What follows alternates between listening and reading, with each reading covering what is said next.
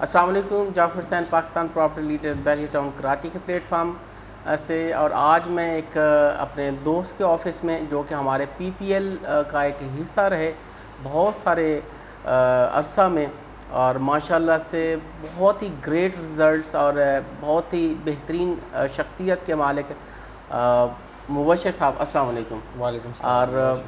अल्लाह ने करम किया, इस टाइम अपना ही एक ऑफ़िस खोल के बैठे हैं डिस्कवर प्रॉपर्टीज़ के नाम से। माशाल्लाह से सारे जितने भी महर बरादरान थे हमारे पाकिस्तान प्रॉपर्टी लीडर्स में, इनके रिज़ल्ट्स और जो क्लाइंट्स के फ़ीडबैक थे माशाल्लाह से बहुत ही बेहतरीन थे। और बाकी वीडियोस के एतबार से जितनी भी हमने देखी, मैं अक्सर देखता रहता हूँ आपकी एक वीडियो जो कि आपने DHA फार्म हाउस की दी, माशाल्लाह से उसके हमारी जो व्यूवरशिप है वो भी कोई 100K से भी क्रॉस कर चुकी है इस टाइम, अबाउट 127 और 130। तो आज इनके ऑफिस में एक तो मुबारकबाद देनी थी, और दूसरा कुछ इनसे जो करंट मार्केट सिचुएशन है उस हवाले से हम बात करेंगे। मेरे चंद क्वेश्चन दूँगे, मैं पहले ही बता देता हूँ क्वेश्चन, उस हवाले से मुबशर साहब से हम उनकी राय जो होगी वो लेंगे। एक तो हम देखेंगे करंट मार्केट सिचुएशन को देखेंगे कैसी है, और इसके साथ ही जो गवर्नमेंट ने टैक्स इंपोज किए हैं उसका मार्केट के ऊपर क्या असर पड़ेगा, उस हवाले से भी हम इनसे राय लेंगे। और इसके साथ हम फ्यूचर क्या एक्सपेक्ट कर रहे हैं कि किस किस्म की मार्केट चलेगी, उस हवाले से भी बात करेंगे। और इसके साथ एंड यूज़र है और इन्वेस्टर है, इन सारी चीज़ों का उनके ऊपर क्या असर पड़ेगा, इन सारी चीज़ों को हम देखेंगे। सबसे पहले हम इब्तिदा कर देते हैं कि करंट मार्केट सिचुएशन कैसे चल रही है। मुबशर साहब, इस हवाले से थोड़ा सा बताइएगा। जी बहुत शुक्रिया। एक तो आपने इंट्रो बहुत जो है वो बहुत शुक्रिया आपका। नहीं, जिस चीज़ का जो मालिक होता है, जैसे हमें नज़र आए मैंने वैसे ही करवाया, क्योंकि क्लाइंट्स के फीडबैक ये सारा कुछ हमने देखा, माशाल्लाह से वो एक्सीलेंट है। बहुत शुक्रिया। तो आप किसी तारीफ़ के मोहताज नहीं, अल्लाह इसमें भी बरकत डाले आपका जो चीज़ें चल रही हैं। तो बाकी हम अपने अल्लाह ताला हमें बेहतर से बेहतरीन करने की तौफीक दे। बहुत शुक्रिया। आपके पास जो सवाल हैं वो बहुत जानदार हैं और सबसे पहला क्वेश्चन जो है वो आपका करंट मार्केट और इसी तरह आपने टैक्सेस की बात की। टैक्सेस नए माली साल के बजट के अंदर 2022 और 2023 के अंदर जो नया बजट अनाउंस किया गया है, इसके अंदर मेजर जो चीज़ें चेंज की गई हैं वो 3 चीज़ें हैं। मैं तीनों डिस्क्राइब कर देता हूँ सामने। एक तो सबसे पहली बात ये कि एक एडवांस टैक्स जो है उसके अंदर चेंज लाया गया है, और एक कैपिटल गेन टैक्स के अंदर चेंज लाया गया है। एक नया टैक्स जो है वो इम्प्लीमेंट किया गया है, इम्पोज़ किया गया है। वो ये कि अगर कोई 2.5 करोड़ रुपए की प्रॉपर्टी ऑन करता है और इसके बाद एक और प्रॉपर्टी जिसकी वर्थ 2.5 करोड़ रुपया हो, तो उस प्रॉपर्टी के अगेंस्ट गवर्नमेंट ये समझेगी कि ये बंदा इस प्रॉपर्टी से 5% जो है वो रेंटल इनकम जनरेट कर रहा है, जबकि वो प्रॉपर्टी वो एक सिंपल प्लॉट की मद में हो, या कोई बना बनाया घर हो, या कोई बनी बनाई फैक्ट्री हो, या बना बनाया कोई कॉरपोरेट ऑफिस हो। गवर्नमेंट को इससे कंसर्न नहीं, वो ये देख रही होगी कि कोई भी इसकी जो भी प्रॉपर्टी है वो ख्वाह इसके किसी काम में नहीं आ रही, लेकिन ये कि वो उसको कंसीडर ऐसे करेगी कि 5% इसके ऊपर ये रेंटल इनकम जनरेट कर रहा है, और गवर्नमेंट इसके ऊपर 1% जो टैक्स है वो इसके ऊपर इम्प्लीमेंट कर रही है। एक ये सबसे बड़ी चेंज जो कि अब से पहले नहीं था। इन्वेस्टर हजरात जो थे वो मल्टीपल अपनी प्रॉपर्टीज़ ऑन करते थे, ट्रेड करते थे, तो इस मद में ये कि वो उनके ऊपर ये थोड़ा सा इम्पैक्ट आएगा। थोड़ा सा मैं क्वेश्चन एक और भी इसमें डाल देता हूँ। ये तो डबल प्रॉपर्टी होगी। अगर इसके साथ गवर्नमेंट ने में ये भी दिया है कि अगर एक शख्स कोई विला लेता है, प्लॉट लेता है, या उसके साथ कोई भी अपार्टमेंट लेता है, अगर पहले ही साल वो लेगा और पहले साल बेच देता है, तो उसको 15% टैक्स देना पड़ेगा। वही मैं कैपिटल गेन टैक्स मैंने तीन फेजेस में इसको मैंने डिवाइड किया। सबसे पहले मैं डिस्क्राइब करने जा रहा हूँ जो एडवांस टैक्स है। देखिए, एडवांस टैक्स जो है वो जब भी कोई प्रॉपर्टी बाय करने जाता है और जब कोई सेल करने जाता है, तब वो एडवांस टैक्स जो है, जो हम FBR वैल्यूएशन के हिसाब से टैक्स पे कर रहे हैं। तो हम चूँकि हमारे नाजरीन ज़्यादातर देखने वाले बहरिया टाउन के अलॉटीज़ हैं या बहरिया टाउन के अंदर वो प्रॉपर्टी ऑन करते हैं, तो मैं उनको बहरिया टाउन के अंदर 125 गज़ का जो प्लॉट है उसके ऊपर अब से पहले उन्हें 15,400 रुपया फाइलर को 1% टैक्स पे करना पड़ता था। अब जो गवर्नमेंट ने इसमें चेंज किया है कि वो फाइलर 2% अब टैक्स पे करेगा, जो कि 30,800 रुपया बनता है। ठीक है, एक तो ये बड़ा चेंज आया। इसी तरह अब जो नॉन फाइलर था वो 2% टैक्स पे करता था, जो कि 30,800 रुपया था अब से पहले। ठीक है, जब इसकी इम्प्लीमेंटेशन हो जाएगी 1 तारीख के बाद, तो अब से वही जो नॉन फाइलर है वो 5% टैक्स पे करेगा, जो कि तकरीबन 77,000 रुपीज़ बनते हैं 5% के हिसाब से। एक ये बड़ा चेंज जो है उन लोगों के लिए जो कि नॉन फाइलर हैं, ये 125 गज की हम बात करें। हाँ, ये एडवांस टैक्स की मद में आ गए ये चेंज, ये दोनों चेंज। अच्छा, अब इसमें वजह क्या है ऐसा करने की? उसकी वजह गवर्नमेंट ये चाहती है कि एक जो बहुत बड़ा तबका है जो कि टैक्स नेट के अंदर मौजूद नहीं है इस टाइम, यानी वो फाइलर नहीं है, उसको टैक्स नेट में लाया जाए। जब उसके ऊपर ज़्यादा टैक्स इम्पोज किया जाएगा तो वो खुद ब खुद चाहेगा कि वहाँ जहाँ मैं 5% पे कर रहा हूँ तो मैं फाइलर होने के बाद वो 2% टैक्स पे करूँ। ठीक है, ये तो था एडवांस टैक्स की मद में। अब हम आ जाते हैं कैपिटल गेन टैक्स। देखें, कोई भी जो हमारा कैपिटल है उसके ऊपर जो हमें गेन आता है, यानी जो फ़ायदा हम हासिल, प्रॉफिट आता है, उसके ऊपर टैक्स पे करना होता है। बिल्कुल। जो अब से पहले जो बजट आने से पहले ये 10% था। ठीक है, पहले माली साल के। ठीक है, और जब 1 साल गुजर जाता था तो उसके बाद ये 2.5% रिड्यूस हो जाता था, कम हो जाता था, यानी 7.5 पे चला जाता था। लेकिन इसको 10% से बढ़ा के 15% पे कर दिया है। बिल्कुल ऐसे। और एक और बड़ा चेंज इसमें ये लाया गया है कि जो आपका पहले जो टाइम ड्यूरेशन था कि आपका टाइम अगर 4 साल गुजर गया है तो हमारा टैक्स जो है बैरियर की कोई भी प्रॉपर्टी या फाइल होती थी वो 4 साल गुजरने के बाद उसका टैक्स एग्जाम्प्ट हो जाता। हाँ, बिल्कुल ऐसे। अब उस टाइम ड्यूरेशन को बढ़ा के 4 साल से 6 साल पे कर दिया। एक ये चेंज किया गया। ठीक है जी। अब इसमें कमी जो आई है वो ये कि 15% जो आपका टैक्स है पहले माली साल में, इसमें 2.5 साल कम करेंगे तो वो 12.5, यानी दूसरे साल में अगर बेचेगा बंदा तो 12.5% उसको पे करना पड़ेगा। और अगर तीसरे साल तक होल्ड करता है तो फिर उसको पे करना पड़ेगा 10,000। ठीक है जी, 10% पे करना पड़ेगा। इस तरह से ये 6 साल तक जाएगी, 6 साल के बाद इसका टैक्स एग्जाम्प्ट हो जाएगा। इसमें इसी जो विद होल्डिंग टैक्स के अंदर 2 चीज़ें और चेंज की गई हैं। वो ये जो जैसे अब हम हैं, बिल्डर हजरात हैं, या जो बिल्डिंग कंस्ट्रक्ट करता है या कोई घर बना के बेचता है, तो उसमें ये है कि उसके पास सिर्फ छूट ये उसको दी है कि वो 4 साल तक विद होल्डिंग टैक्स पे करेगा। ठीक है, 4 साल के बाद उसकी प्रॉपर्टी की वो जो है ना वो एग्जाम्प्ट हो जाएगा। बिल्कुल, टैक्स जो है वो एग्जाम्प्ट हो जाएगा। बिल्कुल, एक ये चेंज विद होल्डिंग टैक्स में किया गया। अब एक और जो सबसे बड़ी तब्दीली जो कि मैं समझता हूँ कि बेहतर है बड़े शहरों के लिए, यानी वो शहर जिनके अंदर आबादी बहुत ज़्यादा है, क्राउड बहुत ज़्यादा है और टेरिटरी कम है, तो वहाँ पे वर्टिकल प्रॉपर्टीज़ की तरफ रुझान लाने के लिए अपार्टमेंट का जो विद होल्डिंग टैक्स है वो 2 साल तक कर दिया गया है। 2 साल के बाद वो बंदे की प्रॉपर्टी की जो टैक्स है वो एग्जाम्प्ट हो जाएगा, यानी वो बंदा सिर्फ 2 साल तक पे करेगा जो अपार्टमेंट ऑन कर रहा है। ठीक है जी। और जो कोई प्लॉट ऑन कर रहा है तो वो 6 साल तक जाएगा। बिल्कुल, यानी लोगों को अपार्टमेंट की तरफ, और यानी अगर 500 गज का प्लॉट है तो वहाँ पे अमूमन तो देखा जाए खुले इलाकों में वहाँ एक ही घर बनता है। तो जहाँ अगर बड़ा शहर है, क्राउडेड एरिया है, जैसे अब कराची जैसे शहर के अंदर, लाहौर शहर के अंदर बहुत ज़्यादा क्राउड है, 3.5 करोड़ आबादी, और यहाँ पे 500 गज में अगर कोई 20-25 फैमिलीज़ कवर हो रही हैं तो मैं समझता हूँ बहुत बेहतर चीज़ है। बिल्कुल ऐसे। तो ये था विद होल्डिंग टैक्स के अंदर। ठीक। अब तीसरा जो चेंज आया टैक्स के अंदर जो कि अलग से इम्पोज किया गया है, एक नया इम्प्लीमेंट किया गया, वो ये कि अगर मैं 2.5 करोड़ रुपए की प्रॉपर्टी ऑन करता हूँ, लेट्स सपोज मेरा एक घर है जो कि 2.5 करोड़ का है, और इसके अलावा मैं अदर एक और प्रॉपर्टी ऑन कर रहा हूँ, हाँ वो स्कैटर्ड फॉर्म में है, लेकिन जो अगर जमा करते हैं तो वो 2.5 करोड़ अगर बनता है तो गवर्नमेंट ये समझेगी कि मैं उस जो 2.5 करोड़ रुपए की प्रॉपर्टी है उसके ऊपर 5% जो रेंट है वो गेन कर रहा हूँ, जनरेट कर रहा हूँ, ख्वाह वो कर रहा हो या ना कर रहा हो, लेकिन गवर्नमेंट इसको यही तस्वर करेगी और उस 5% टैक्स के ऊपर जो है ना 5% रेंट के ऊपर 1% टैक्स इम्प्लीमेंट कर रहा है। ठीक है, मैं एग्जांपल के तौर पे आपको बता देता हूँ, 2.5 करोड़ रुपए का लेट्स सपोज अगर 5% टैक्स की बात करें तो वो 12,50,000 रुपया बनता है सालाना। ऐसी। ठीक है जी, सालाना उसका 1% टैक्स हम निकालेंगे तो वो 12,500 रुपया, जो कि मैं समझता हूँ इतना ज़्यादा नहीं है उन लोगों के लिए कि जो मल्टीपल प्रॉपर्टीज़ ऑन करते हैं। ठीक है, जाहिर बात है कुछ प्रॉपर्टीज़ ऐसी हैं जो आपको बहुत ज़्यादा प्रॉफिट दे रही हैं, कुछ प्रॉपर्टीज़ ऐसी हैं जो आपको शायद खसारे में लेके जा रही हैं, तो वो कहीं बैलेंसिंग करते करते अगर आप ये टैक्स गवर्नमेंट को पे कर रहे हैं तो कोई इतनी बड़ी बात नहीं है। ठीक है, उन लोगों के लिए जो ज़्यादा प्रॉपर्टीज ओन करते हैं। सही। जो अब स्टार्टअप लेना चाह रहा है तो उसको थोड़ा सा प्रॉब्लम होगा। ये तो हमारा टैक्सेशन का इन 3 फेजेस के अंदर मैं जो जिस तरह मैं अगर सही डिस्क्राइब कर सका हूँ तो नहीं, बिल्कुल अच्छी तरह से आपने डिस्क्राइब किया है सारा कुछ।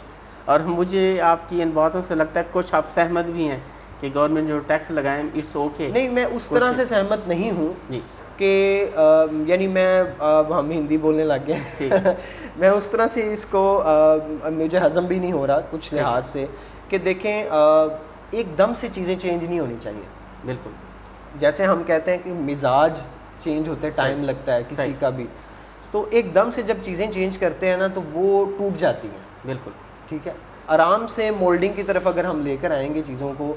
अब अगर टैक्सेशन जो नॉन फाइलर था उसको 5% पे एकदम से लेके आया गया है, तो मेरा ख्याल है कि आप एकदम से एक ऐसी इंडस्ट्री के अंदर कर रहे हैं जो आपको मतलब हज़ारों डॉलर जो है वो पाकिस्तान के अंदर लेके आती है।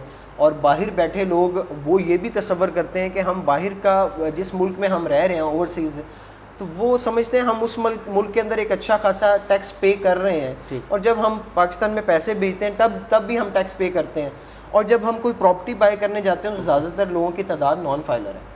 ठीक है जी, जब वो प्रॉपर्टी बाय करने जाते हैं या यूँ होता है कि वो अपनी वाइफ के नाम पे या किसी और के नाम पे बाय कर रहे होते हैं जो यहाँ पे विद इन पाकिस्तान है ताकि उसकी देखभाल भी कर सके, तो फिर ये होता है कि वो नॉन फाइलर की वजह से उन्हें टैक्स ज़्यादा पे करना है। मैं से ये समझता था जहाँ 2% था उसको 3% पे लेके आया, लेकिन ये कि गवर्नमेंट अपने लिहाज से ज़्यादा पेचीदगी से चीज़ों को देख रही होती है, मल्टीपल चीज़ों को देख रही होती है, शायद इसमें कोई और थोड़ा सा मैं ये देखूँ कि अब ये देखें कि लास्ट 3 ईयर में जितनी ट्रांजेक्शन हुई, ज़रा टैक्स छूट हुआ इस हमारी रियल स्टेट सेक्टर में, तो बहुत सारी अमाउंट जो है वो बाहर से इस सेक्टर में आई हैं। आपने देखा बहुत सारी ट्रांजेक्शन हुई हैं, वो क्या वो रोकनी चाहेंगी? कुछ इम्पैक्ट पड़ेगा नहीं इसका? इम्पैक्ट आप आने वाले टाइम में रुकने की बात कर रहे हैं, ये पिछले 2 माह से रुक चुका हुआ है। ठीक है, मतलब जो पैसा रियल स्टेट के अंदर ओवरसीज़ की मद में आ रहा था, ओवरसीज़ कस्टमर की तरफ से आ रहा था, उस पैसे की स्पीड में, उस डॉलर की स्पीड में और वो एक जो तादाद थी उसमें काफ़ी कमी देखी गई। अब वो मुझे ऐसे भी थोड़ा सा लगता है रियल स्टेट जहाँ बढ़ोतरी की तरफ जा रही थी ये इंडस्ट्री, वो थोड़ा सा ना ये सक हो जाएगी, पीछे की तरफ चली जाएगी, क्योंकि जितनी ट्रांजैक्शंस होती हैं उसी से आप देखें रियल स्टेट एजेंट्स हैं वो कुछ वहाँ से वो भी अर्निंग करते हैं, तो जितनी ज़्यादा ट्रांजैक्शन होती थी उतने ही रियल स्टेट जो थी बढ़ोतरी की तरफ जा रही थी। बिल्कुल, तो ये भी कुछ जो इस टाइम हमारा पॉलिटिकल स्ट्रक्चर बना हुआ है और जो सर्कमस्टांसेस हैं, अनसर्टेनिटी है हमारी मार्केट के अंदर भी, अदर मार्केट्स के अंदर भी, और हमारी जो सियासी सूरत हाल है इसके अंदर भी, हमारा डॉलर एक जगह पे स्टेबिलिटी की तरफ नहीं आ रहा। हमारी बहुत सी ऐसी इंडस्ट्रीज़ हैं जो कि डीज़ल के महंगे होने से, और हम जिस तरह हमने कल एक स्ट्राइक देखी कि जितना भी हमारा ये कराची से भर भर के डंपर और भर भर के जो सामान के ट्रक थे और सारा जाता था पूरे पाकिस्तान में, उन्होंने हड़ताल कर दी। तो जब इस तरह की स्ट्राइक्स और ये सारी चीज़ें होती हैं तो एक दफ़ा पहिया रुक जाता है। बिल्कुल ठीक है, और मैं ये समझता हूँ कि इसको जो पैसा डॉलर की मद में रियल स्टेट के अंदर आ रहा था ना, वो और कोई ऐसी इंडस्ट्री नहीं है, या तो आपकी कोई प्रोडक्टिव चीज़ हो जो आपकी बन के बाहर दूसरे मुल्कों में जा रही है तो आपको डॉलर मिल रहा है। हमारी कोई ऐसी ख़ास प्रोडक्टिव चीज़ नहीं है, नमक है तो हम उसको सस्ते दामों में हमने एग्रीमेंट्स किए हुए हैं। ठीक है, तो वो इन चीज़ों को देखते हुए अब ये ऐसी प्रोडक्ट है, ये ऐसी चीज़ है जो कि बाहर से एक अट्रैक्ट करती है उन लोगों को जिन्होंने एक अच्छा सरमाया कमाया हुआ है बाहर के मुल्क में रहते हुए। उनके पास एक अच्छी टेरिटरी होती है, एक अच्छा स्ट्रक्चर उनको नज़र आता है। सिर्फ बैरिया टाउन ही नहीं, और भी बहुत से एरियाज़ हैं, DHA है और ASF की सोसाइटीज़ हैं, फिर और बड़े बड़े नाम विद इन पंजाब हैं, KPK के अंदर हैं, बहुत अच्छे अच्छे स्ट्रक्चर्स बने हुए हैं। ठीक है, बहुत अच्छे सुपर स्ट्रक्चर हैं, लोग वहाँ पे अट्रैक्ट होते हैं और ओवरसीज़ वहाँ पे इन्वेस्ट करता है। तो इसके अंदर मैं समझता था कि ये वो ऐसी इंडस्ट्री थी जो कि इस तरह की सूरत हाल के अंदर एक अच्छा डॉलर काउंट जो है वो पाकिस्तान के अंदर आ रहा था, जिसको एकदम से झटका दिया गया इस इंडस्ट्री को। बाकी इंडस्ट्रीज़ को भी मिला है वो इस सूरत में कि उनका डीजल महंगा होने की वजह से, पेट्रोल महंगा होने की वजह से वो उस प्रोडक्ट उस कॉस्ट में बना नहीं पा रहे कि वो जो सेल भी हो। हम देखें सरिया, सीमेंट, ये सारी चीज़ें यानी इनको लेके आने का वो रेंट ज़्यादा, वैसे इसको क्योंकि इंडस्ट्री जो चल रही है, बिजली के रेट वो बढ़ गए, उस वजह से भी आएगा।